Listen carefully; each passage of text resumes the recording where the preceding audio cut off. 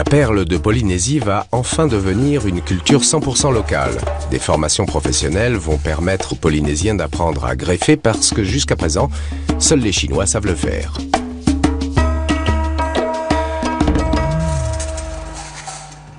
On peut vraiment avoir toutes les couleurs de perles en Polynésie. Mais ce qui est important, c'est que ce sont des couleurs naturelles. Et c'est la grosse différence avec les perles japonaises et les perles chinoises qui, elles, sont systématiquement traitées. Les perles arrivent ici, directement des fermes de production, sont mis au lavage. On utilise un savon japonais, biodégradable évidemment. Lorsque c'est sec, on monte dans la salle de tri, je vous accompagne.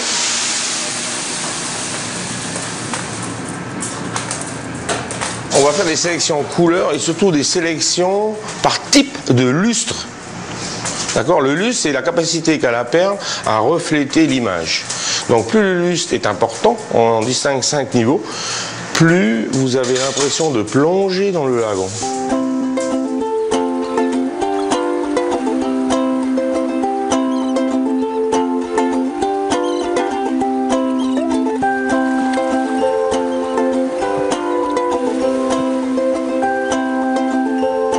Alors dans ce lagon, c'est là où typiquement on fait les élevages d'huîtres perlières et donc les élevages de perles. Et dans toutes les fermes, les élevages sont constitués de lignes qui sont immergées à environ 8 mètres de profondeur. Donc ils sont suspendus avec des bouées et les lignes font typiquement 200 mètres de long sur lesquelles on met à peu près 4000 nacres.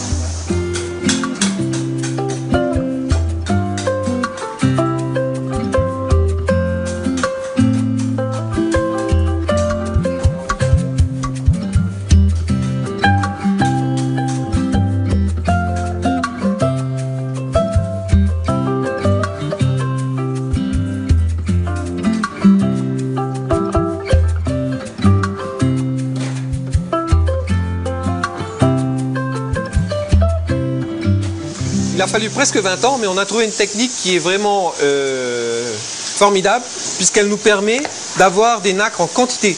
Aujourd'hui, plus aucune ferme perlière ne s'approvisionne à partir du stock naturel.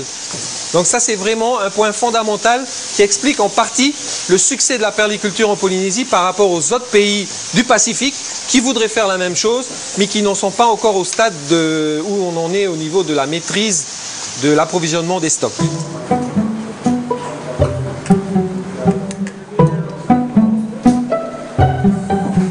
Si la greffe n'est pas bien effectuée, on n'aura rien du tout. La greffe, ça va consister à introduire à l'intérieur de l'animal, grâce à une incision, deux choses. D'une part, une petite bille jaune qu'on appelle un nucléus, et d'autre part, un morceau de peau d'un organe qu'on appelle le manteau, qui est l'organe sécréteur de nacre. Le petit bout de peau recouvre complètement le nucléus et se met à fabriquer de la nacre autour du nucléus. Ça, ce sont des animaux qui ont été grossis. Il a fallu les grossir environ pendant 3 ans. Alors pour faciliter la greffe, on va les entrouvrir. Et surtout, ce qu'on doit éviter, c'est de léser le muscle adducteur, donc la partie qui est la partie comestible de l'animal. Et il suffit que l'on fasse une pression trop importante sur les valves, qu'on les ouvre de façon trop importante, pour que l'animal meure dans les jours qui suivent.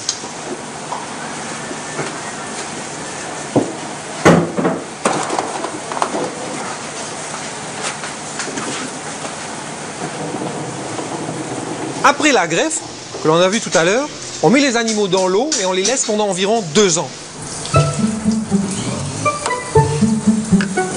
Donc ça donne ça.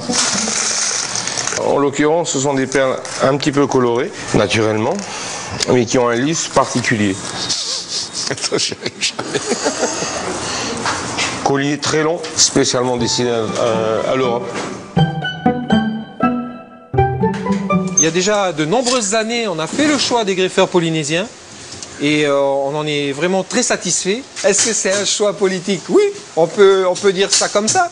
On a une technique qui a été importée, c'est vrai, on a eu besoin de la connaître. Maintenant qu'on la maîtrise, il est tout à fait normal que ça reste entre nous et qu'on essaye de faire ça entre nous. Pourquoi aller chercher des greffeurs chinois, même s'ils sont moins chers? C'est une aberration quand tout le monde en Polynésie n'a pas de travail. Parfaitement percé, parfaitement axé. et ma ligne 100% Tahiti.